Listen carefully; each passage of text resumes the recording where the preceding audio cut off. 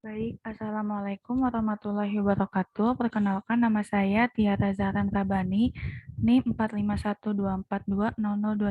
Pada kali ini saya ingin izin mempresentasikan mengenai ketahanan energi dengan implementasi pengelolaan energi terbarukan secara berkelanjutan.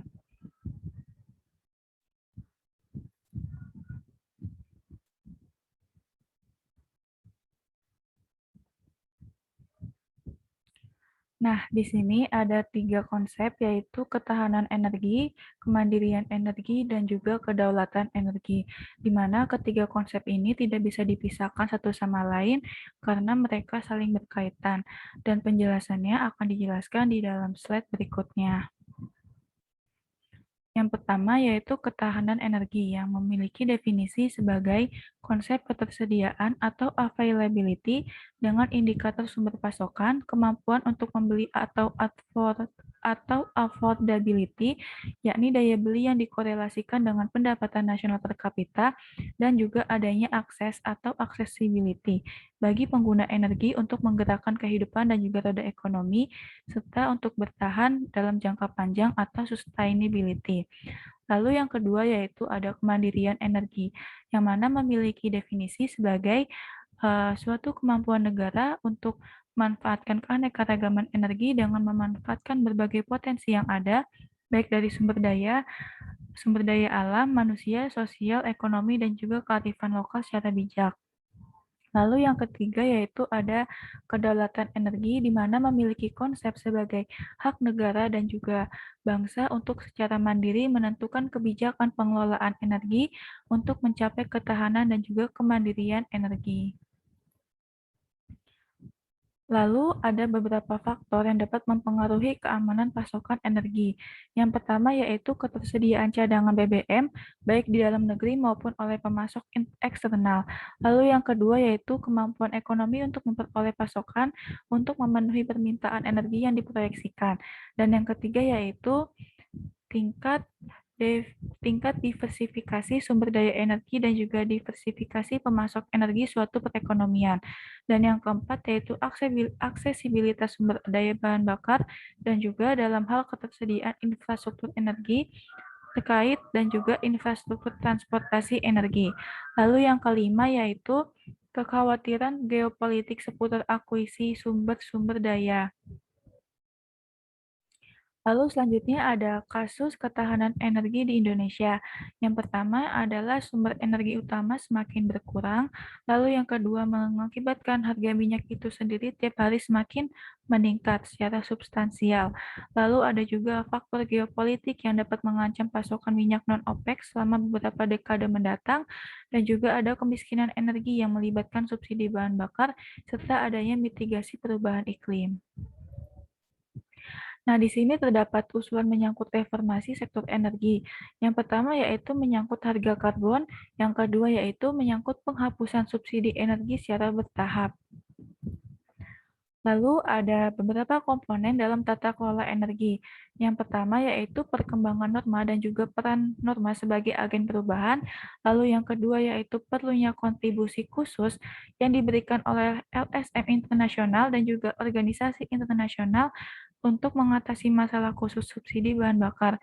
Dan yang ketiga yaitu perlu adanya kontribusi potensial dari tata kelola energi global dalam mengatasi tantangan energi di Indonesia, seperti jumlah biaya yang mungkin diperlukan untuk mendanai revolusi energi. Lalu di sini ada rasionalisasi kebijakan transisi energi berkelanjutan. Yang pertama yaitu memutuskan arah kebijakan energi yang tegas dan juga konsisten dari pemerintahan melalui pembuatan rencana energi jangka panjang yang tahan terhadap perubahan dalam administrasi pemerintahan. Lalu yang kedua yaitu mempersiapkan pemerintah secara memadai untuk beradaptasi dan juga mengakomodasi kemajuan teknologi energi dengan menghapus subsidi yang tidak perlu terkait dengan sumber energi tertentu sambil tetap mengikuti perkembangan di platform energi internasional. Lalu yang ketiga yaitu meningkatkan koordinasi dan juga pemrosesan sektor pemerintah swasta dengan menggunakan sistem pemetaan energi yang menunjukkan area optimal untuk pengembangan energi dibandingkan dengan sumber energi dan juga jalur transmisi yang tersedia. Di sini ada beberapa manfaat dari energi terbarukan. Yang pertama yaitu stoknya tidak terbatas dan juga penyediaan pasokan energinya lebih aman dan ramah lingkungan serta berkelanjutan. Lalu yang kedua yaitu dapat menghemat hampir 110 juta ton emisi gas rumah kaca. Nah, di Indonesia sendiri, terbatasnya investasi dalam energi terbarukan tidak semata-mata dikaitkan dengan kurangnya stabilitas dan kepastian dalam kebijakan pemerintah saja, namun juga ada keterbatasan teknis yang dapat menghalangi masuknya pengembangan EBT baru seperti infrastruktur jaringan yang tidak mencukupi dan juga kesulitan untuk mengikuti perkembangan teknologi yang cepat. Lalu ada tantangan pengembangan energi baru terbarukan. Yang pertama yaitu harganya belum kompetitif, yang kedua penguasaan teknologi masih sangat rendah, yang ketiga SDM terbatas, yang keempat infrastruktur yang belum memadai, dan yang kelima keterbatasan dana, keenam investasi yang besar, ketujuh proses perizinan dan ketersediaan lahan, dan yang terakhir yaitu komitmen yang harus diikuti oleh konsistensi pemerintah. Nah, di sini ada beberapa rekomendasi strategi, di antaranya yaitu dengan meningkatkan produksi minyak dan juga gas bumi, lalu yang kedua dengan memperbaiki investasi untuk pembangunan industri minyak dan gas bumi, yang ketiga yaitu mengurangi ketergantungan terhadap minyak dan gas bumi dengan meningkatkan produksi kapasitas gas LPG, lalu yang keempat yaitu membangun infrastruktur pengelolaan dan juga distribusi, dan yang kelima yaitu dengan memanfaatkan energi terbarukan seperti angin, air, surya, panas bumi, dan juga bioenergi. Nah, di sini ada salah satu implementasi dari penggunaan energi terbarukan, yaitu salah satunya dengan menggunakan lampu jalan LED pintar, di mana memiliki beberapa keunggulan, di antaranya yaitu lebih efisiensi untuk digunakan sebagai penerangan jalan. Dan yang kedua, dapat secara signifikan mengurangi energi di kota modern manapun dan juga permintaan juga dapat.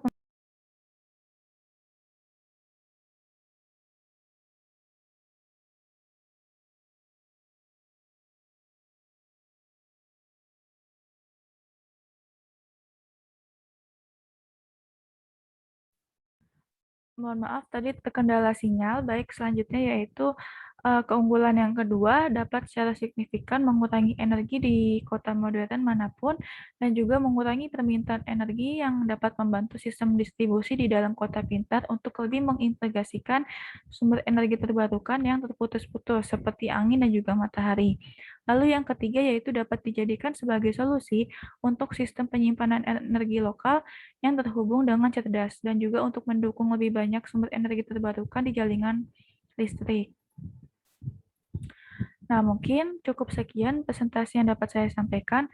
Kurang lebihnya saya mohon maaf. Wabillahi taufiq wal hidayah. Wassalamualaikum warahmatullahi wabarakatuh.